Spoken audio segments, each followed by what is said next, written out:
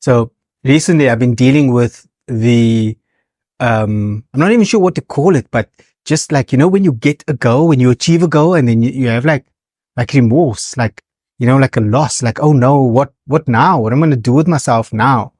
And that's just coming off the back of finishing the greatest challenge I'd ever set myself in my life to date.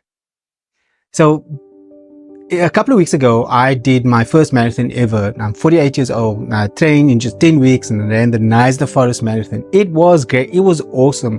The whole idea of this challenge, the setting it up and trying to get to that goal and feeling like I'm not going to make it was like the experience was amazing. And then to actually go ahead and run that race and finish in style, well, I mean, my kind of style, felt really great. And then it was over. And I had a bit of like remorse, not remorse, what is like a feeling of loss. Like, what do I do with myself now that I've done and I've achieved that goal? Added to that feeling of loss, I was going to do a drive home. The plan was going to be that I would drive to Tsitsikamma, which is about 7 hours. It's going to sleep over in the car along the road by the garage somewhere. I haven't picked out this perfect place. And then I was going to, from there, it's going to do around the morning. In my mind, I was just going to hop back in the car, drive another couple of hours, 10 hours, and go to Coffee Bay and do a run around there the following morning after that. When I eventually got to Tsitsikamma Forest after leaving Cape Town, I got to the garage and then this is what I found. And there's also no one here. I thought I'd be okay with that. I actually thought there'd be more people here based on the trip down. We stopped over here and there were quite a few cars parked here, but there's no cars tonight except that one lonely car.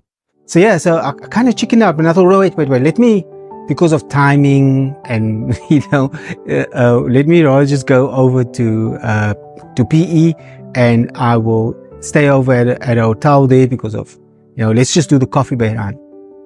And then, my stay over there was challenge in itself. I feel like there's fleas in this hotel. It's definitely smoking, which is weird. Got my blanket and my sleeping bag. I'm pretty knackered. It's about 12 now. I just get a few hours sleep in the heat road. It was almost as scary as sleeping along the road, but just tiny bit better.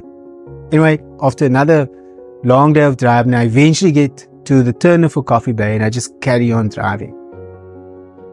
So I get home and I think about it and I go like, well, at least even while I was driving, I was like, oh, you had this opportunity and you just let it go. And like, why didn't you take that? And I thought about it quite a bit. And then I was also sort of, as I was going through it, I was remembering that, well, those were nice things to do, like if you had the time, but you had just done like an amazing thing. Like, for myself, it felt really amazing to have done what I did, running that marathon. And then a few weeks later, I had the opportunity to sit down with Gavin. Gavin, in my view, is an elite athlete. He's incredible. He's for the last 4 years, he's taken himself from struggling to get from one light pole to the next light pole to being able to run a 4-minute kilometer. And that pace is just out of this world. Maybe one day I'll get there, and he said to me that your goal has to be bigger than the problem. Your goal has to be bigger than the problem. No matter what you are facing, your response to the problem or your response to the hurdle has got to be bigger than the problem itself. And so when I think back about this, missed opportunities of not stopping and doing those other runs, so that the goal wasn't actually to do those things. The goal was to get home safely. That was the entire goal, to get back to my family, to get home safely. Sure, it would have been great to have a story to tell along the way, but it would have also undermined the thing that I just did, which was running my first marathon. and we hadn't even taken time to celebrate that. The whole trip was so busy. And so getting that goal, getting that medal, that bronze medal for running the Nice Marathon, that in itself was a goal. And I think I just kind of overlooked that. And if I was to think about the bigger goal, as Gavin said, that the goal must be bigger. A lot of people are very outcome based, like we were talking about earlier. They want to lose 10 kilos in 2 months or whatever the case may be. I don't know. It's very, very outcome based, which is kind of the wrong approach. You should really be journey focused, right? And it's sometimes you're going to have an up, sometimes you're going to have a down. Welcome to the journey, I think about the bigger picture. It wasn't stopping off at the side of the road. It wasn't, running nature's valley. It was conquering my own doubts about my ability. That's what it was about. And doing that drive on my own in itself was something that I had achieved to maybe be celebrated. So I think about when I talk to other people also, the small things that they've done, like with Gavin telling me that his first stretch wasn't to run. It was just to not be in pain, to try and avoid surgery. Like that was what he was trying to work at. That was his goal. So when he tried to walk from one lamppost to the other lamppost in pain, like that was his goal. And I kid you not, Rich, this might sound like silly for a lot of people, but I would really look at, like these light poles, right? And I'd say like, okay, can I walk one and then maybe can I run to another one, or can I walk two and then run one, that kind of thing. And that's where the journey started, right? Like from ground zero, just trying to measure light bulbs and see if I can actually walk it or run it, and try to manage the pain and minimize the pain, etc. And then from there, I had this wonderful love that started, and it wasn't necessarily a love for running. It was a love for movement.